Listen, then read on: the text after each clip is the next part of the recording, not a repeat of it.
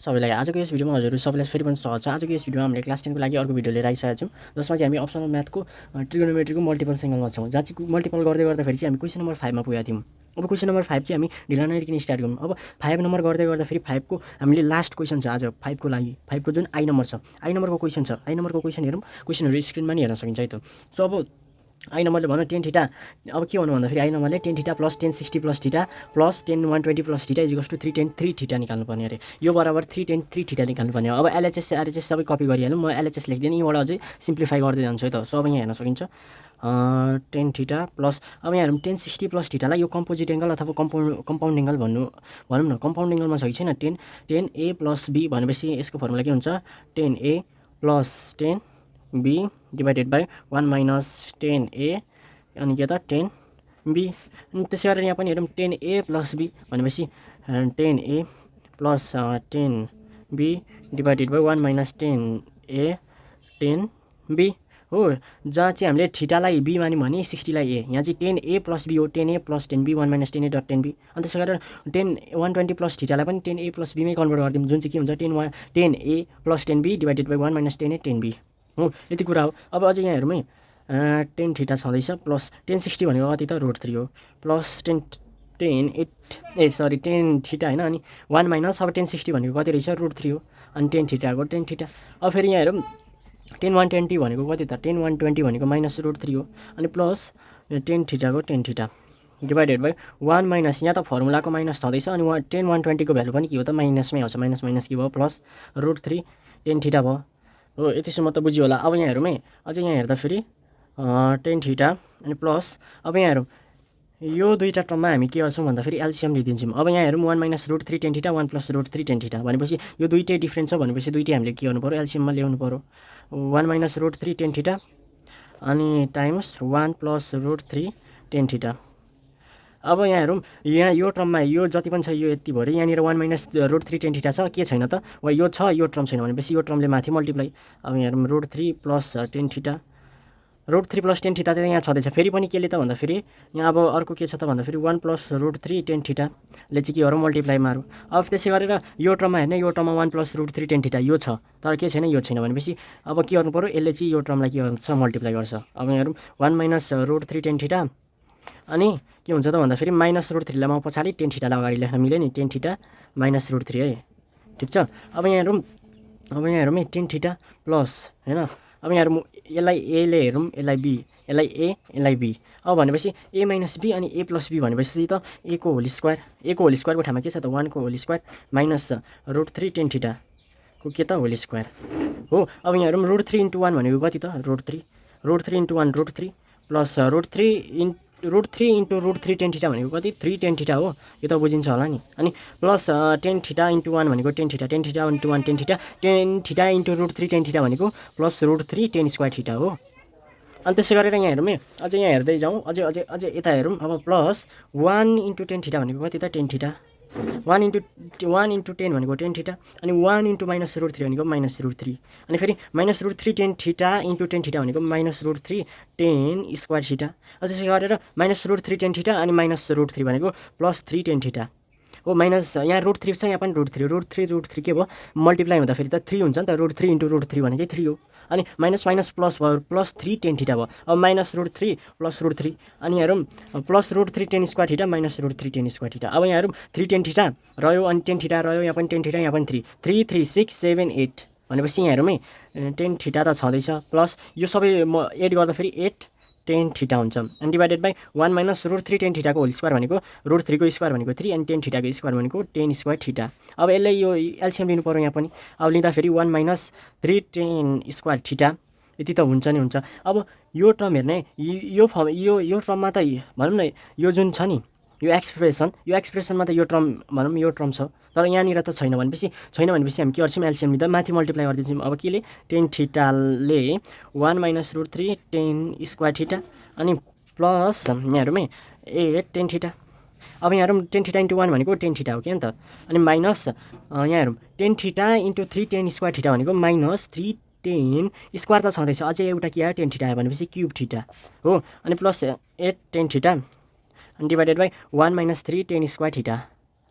अब अझै यहाँ हेरौँ 10 थीटा प्लस टेन थिटा यहाँ पनि प्लस भनेपछि 9 भयो, यहाँ 9 टेन थिटा भयो नि, minus 3 ten cube theta divided by 1 minus 3 10 square theta. अब हेरौँ यहाँ दुइटामा के छ त कमन भन्दाखेरि 3 कमन छ भनेपछि 3 tan theta minus 10 cube theta divided by 1 minus 3 10 square theta. अब यसलाई चट्ट हेरौँ त, यसलाई यतिलाई हेरौँ त के छ त 3 tan theta minus 10 cube theta, 3 tan theta minus 10 cube theta अनि अपन 1 माइनस 3 10 स्क्वायर थिटा। यो भनेको त के हो 10 3 हो, 10 3 ए त हो, 3 ए को ठाउँमा थिटा छ नि त, 10 3 थिटा त हो, अगाडि अझै के छ 3 छ भनेपछि आरएचएस आइडिया नि त। सो अब अर्को क्वेसन हेरौँ है त कतिको बुझ्यो। अब हामी डाइरेक्ट क्वेसन नम्बर 6 मा जाउँ है त।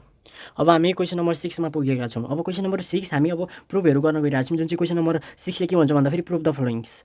अब यहाँ क्वेसनहरू स्क्रिनमा पनि छ, त्यो कुरा त छँदैछ। अब क्वेसन नम्बर 6 को ए नगरिकन हामी बी गर्न गइरहेको छौँ। बी नम्बर गरेपछि अब बुझेपछि तपाईँहरू ए नम्बर आफै गर्न सक्नुहुन्छ, यो ग्यारेन्टी म दिन्छु है त। सो अब 6 नम्बरको बी नम्बरको क्वेसन हेरौँ, cos to the power 6 a minus sin to the power 6 a is equals to cos 2a times 1 minus 1/4 sin square to ए।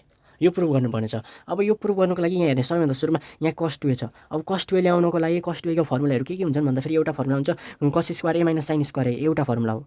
अर्को फर्मुला हुन्छ 1 माइनस 2 sin स्क्वायर ए, अर्को फर्मुला हुन्छ 2 cos स्क्वायर ए माइनस 1। यदि यस्ता टर्महरू देखियो अथवा यस्ता अरू टर्म जुन चाहिँ फर्मुलामा जाने cos 2a मा जाने फर्मुलाहरूमा लान सकिन्छ कि बा भन्ने पनि सोच्नु पऱ्यो। अब यहाँनिर हेरौँ यो cos power 6a minus sin power 6a छ, यसलाई क्युबमा लाँदाखेरि त पक्कै पनि क्युबमा लाँदाखेरि केही न केही cos 2a को रिजल्ट आउन सक्छ भन्ने पनि हामीलाई लाग्छ, हो कि त। किनकि कसलाई एकचोटि हामीले यसलाई तपाईँहरू यही फर्म मात्रै गर्नुपर्छ भन्ने छैन, तपाईँहरूले एकचोटि कसलाई क्युबको फर्ममा लाने, एकचोटि कसहरूलाई क्युब त लाने, तर क्युबको पनि के हाल्दिने स्क्वायर हाल्दिने, भन्नु खोजेको स्क्वायर फर्ममा पनि लाने, ठिक छ। तर कुन वे चाहिँ कुन प्याटर्न फलो गर्दा चाहिँ भनौँ न सजिलो हुन्छ अथवा छिटो आउँछ एन्सर भन्ने हुन्छ। अब कुन प्याटर्न फलो गर्दा आउँदो रहेछ हेरौँ। सबैभन्दा सुरुमा हामी क्युब गरिदिउँ, किनकि यहाँ रिलेटेड अलिअलि क्युबसँग पनि छ, हो कि त, किनकि 6 छ भनेपछि। अब हेरौँ क्युबको लागि cos स्क्वायर ए को पावर के त cube minus sin square a to the cube हो। अब यहाँ हेरौँ cos क्युब हेरौँ न a cube minus b cube, a cube minus b क्युबको फर्मुला ए माइनस बी हो, ए माइनस बी अनि के हुन्छ त भन्दाखेरि a square plus ab plus b square के छ त sin स्क्वायर ए को पनि होल स्क्वायर, किनकि यो त बी मात्रै हो, sin स्क्वायर ए त बी मात्रै हो कि नि त, अनि जहाँ चाहिँ यसको पनि अझै के त होल स्क्वायर हो। अब यहाँ हेरौँ, अब हामीले यहाँ हेरौँ cos 2a छ। अब यो यहाँनिर यसो हेर्दाखेरि फर्मुला आयो cos square a minus sin square a. अब यो भनेको त के हो भन्दाखेरि cos 2a हो। अनि त्यसै गरेर अब यहाँ हेरौँ है, यसलाई मैले यहाँ हेरौँ cos स्क्वायर ए को पनि होल स्क्वायर प्लस यता हेरौँ sin स्क्वायर ए छ नि त, यसलाई यतै ल्याइदिएँ sin स्क्वायर ए को पनि के त whole square plus cos square a sin square a, ठिक छ। अब यहाँ हेरौँ है cos 2a त छँदैछ, आइसक्यो cos 2a, यसलाई चेन्ज नगर्दा हुन्छ। अब हेरौँ a square plus b square, यहाँ हेरौँ है यो ए स्क्वायर प्लस बी स्क्वायर, जहाँ चाहिँ यहाँ हेरौँ ए स्क्वायरको त यसरी यस्तो छ नि त, यहाँ हेर्दा त यो अब्जर्भ गर्दाखेरि यस्तो छ अनि यस्तो छ नि त, भनेपछि यहाँनिर हेरौँ इङ्क सक्यो है, अर्को पेन हेर्छु म। अब हेरौँ a square plus b square भनेको त के हुन्छ त भन्दाखेरि formula a square plus b स्क्वायरको यसको केसमा हेरौँ है, a square plus b square भनेको के हो त ए प्लस माइनस बी को होल स्क्वायर अनि प्लस माइनस 2ab। भन्नु खोजेको यदि यहाँ प्लस लियो भने यहाँ के हुन्छ माइनस, यहाँ माइनस लियो भने यहाँ प्लस हुन्छ, यो लाग्छ यसको रुलमा। अनि त्यसै गरेर यो भनेको र यो भन्नु एउटै हो, जहाँ चाहिँ यस्तो छ नि त ए पावर 4 प्लस बी पावर 4 छ भने यसलाई हामीले कस्तो फर्ममा कन्भर्ट गर्न सकिन्छ भन्दाखेरि ए स्क्वायरको पनि होल स्क्वायर प्लस बी स्क्वायरको पनि होल स्क्वायर। अनि अझै यसलाई ए स्क्वायर प्लस बी स्क्वायरको फर्मुलामा हेरौँ a square plus b square भनेको ए प्लस बी को होल स्क्वायर माइनस 2ab, जहाँ चाहिँ ए को ठाउँमा चाहिँ के छ त ए स्क्वायर छ अनि अझै त्यसको माथि त स्क्वायर छ नि त, त्यही भएर यो फर्मुला। अनि प्लस बी छँदैछ, बी को ठाउँमा के छ बी स्क्वायर छ अनि अझै त्यसको पनि त स्क्वायर छ, भनेपछि त यो यति जुन बी स्क्वायर छ यसलाई त हामीले बी मात्रै मान्नु पऱ्यो, जुन चाहिँ ए स्क्वायर छ यसलाई ए मान्नु पऱ्यो भने जस्तै। अब यहाँ हेरौँ cos स्क्वायर ए को पनि whole square plus sin square a को पनि होल स्क्वायर भनेपछि यहाँ हेरौँ है cos square a plus sin square a को होल स्क्वायर हो, cos square a minus sin square a को होल स्क्वायर, ठिक छ। अनि माइनस 2ab, ए भनेको cos स्क्वायर ए अनि sin square b a square a नै, अनि plus cos square a sin square a. अब यहाँ हेरौँ है cos 2a छँदैछ, अनि यहाँ हेरौँ अब cos square a plus sin square ए भनेको 1 अनि 1 को होल स्क्वायर भनेको पनि 1 हो, 1 माइनस अब 2 cos square a sin square a plus cos square a sin square A.